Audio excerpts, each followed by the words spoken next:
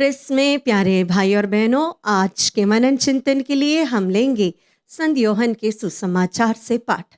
इस नए साल में 2023 में आइए हम एक सुंदर से व्यक्तित्व को देखें। इस वचन को हम ध्यानपूर्वक पढ़ें। हम पढ़ेंगे पहला अध्याय पद संख्या 29 से 34 तक का पाठ। दूसरे दिन योहन ने ईसा को अपनी ओर आते देखा और कहा, देखो ईश्वर का मेमना जो संसार का पाप हरता है। यह वही है जिनके विषय में मैंने कहा, मेरे बाद एक पुरुष आने वाले हैं, वह मुझसे बढ़कर है, क्योंकि वह मुझसे पहले विद्यमान थे। मैं भी उन्हें नहीं जानता था, परंतु मैं इसलिए जल से बपतिस्मा देने आया हूँ कि वह इस्राएल पर प्रकट हो जाए। फिर यूहन्ना ने यह साक्ष्य दिया, मैंने आत्मा को कपोत के रूप में स्वर्ग से उतरते और उन पर ठहरते देखा। मैं भी उन्हें नहीं जानता था, परंतु जिसने मुझे जल से बपतिस्मा देने भेजा उसने मुझसे कहा था, तुम जिन पर आत्मा को उतरते और ठहरते देखोगे वही पवित्र आत्मा से बपतिस्मा देते हैं।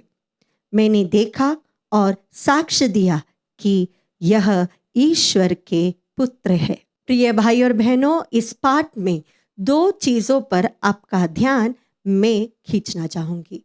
पहला है संत यूहन्ना बपतिस्मा का एक ब्यूटीफुल कैरेक्टर। यह व्यक्ति अपने आप में ही पवित्र आत्मा से परिपूर्ण था। माँ के कोख में वो पवित्र आत्मा से परिपूर्ण था। एक तपस्वी था। उसके पास बहुत सारे लोग, बहुत सारे शिष्य आते थे। लोग उसकी बातों को मानते थे। राजा हेरोद भी उसकी बातों को सुनता था। लेकिन जब उसने प्रभु यीशु को देखा तो उसने अपना कुछ भी श्रेय नहीं लिया। वो पीछे हट गया। उसने कहा कि मैं इसी के लिए ही आया था, ताकि इसे मैं इस्राएल के सामने प्रकट करूं। मेरा रोल यहाँ तक ही है।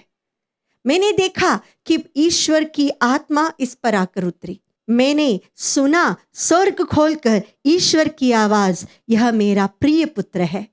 वह अपने शिष्यों को बुलाकर कहता है, मेरे पीछे नहीं बल्कि उसके पास जाओ, क्योंकि वह ईश्वर का पुत्र है।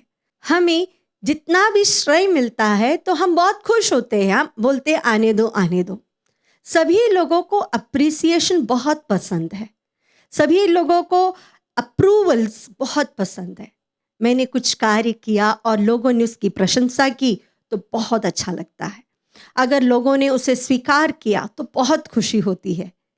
और शायद कहीं ना कहीं हमारे अंदर एक जलन की भावना आती है जब हम देखते हैं कि हमसे ज़्यादा लोग किसी और की प्रशंसा कर रहे हैं, लोग किसी और को स्वीकार कर रहे हैं। लेकिन संत यूहन्ना बपतिस्मा हमें यह सिखाता है कि श्रेय केवल ईश्वर के लिए है, महिमा केवल ईश्वर के लिए। मेरा रोल इतना ही था, इसके आगे जो भी है वो प्रभु करने वाला है। उसमें कोई भी श्रेय मेरा नहीं है, कोई भी महिमा का कार्य मैंने नहीं किया।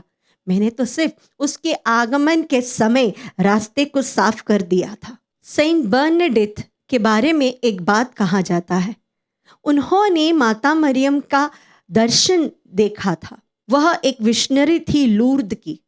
लेकिन जब माता मरियम के प्रकटीकरण वहाँ पर हो गया, उसके बाद वह दूर एक जगह पर एक कॉन्वेंट में गई। जब लोग उसे ढूंढ कर आते थे, मिलना चाहते थे, तो वो एक ही बात बोलती थी, मैं तो सिर्फ एक झाड़ू हूँ। मैंने सिर्फ मैल हटाया। और एक झाड़ू का स्थान कहाँ होता है? दरवाजे के पीछे एक कोने में होता है। कोई उसे सामने लाकर नहीं रखता। बस मेरा भी रोल इतना ही था। यही चीज़, यही बात संत यूहन्ना हमें एक दूसरे तरीके से सिखाते हैं। और यह एक बहुत बड़ी ह्यूमिलिटी, विनम्रता का पाठ है। दूसरी चीज़ जो मैं आज आपके साथ साझा करना चाहूँगी वह वाक्य 29 है, जहाँ पर संत योहन यीशु के बारे में कहते हैं, ईश्वर का मेमना जो संसार का पाप हरता है। संसार का पाप हरता है, केवल ईसाइयों का ही नहीं, केवल क्रिश्चियंस का नहीं, बल्कि पूरे संसार के लिए यह एक मेमना वध किया जाएगा। हम जानते हैं पुराने विधान में मेमने के रक्त के द्वारा ही लोग विश्वास करते थे, यहूदी लोग विश्वास करते थे, उनके पापों को क्षमा मिलती है। और यहाँ पर संत यूहन्ना बपतिस्मा कहते हैं, प्रभु यीशु ही ईश्वर का मेमना है, निर्दोष निष्कलंक मेमना, जो पूरे संसार के लिए आया है, एक व्यक्ति के लिए नहीं बल्कि पूरे संसार में, आदम से लेकर इस दुनिया के अंत में जो अंतिम व्यक्ति मरेगा उसके लिए तक प्रभु यीशु ही मुक्तिदाता है। वही हमारा पाप हरता है। उसके रक्त के द्वारा ही हमें चंगाई मिलती है, छुटकारा मिलता है, पापों की क्षमा मिलती है। यीशु सबके लिए है। Jesus is for all. वो एक व्यक्ति के लिए, एक समुदाय के लिए, एक रिलीजन के लिए नहीं, बल्कि he is the saviour of the world.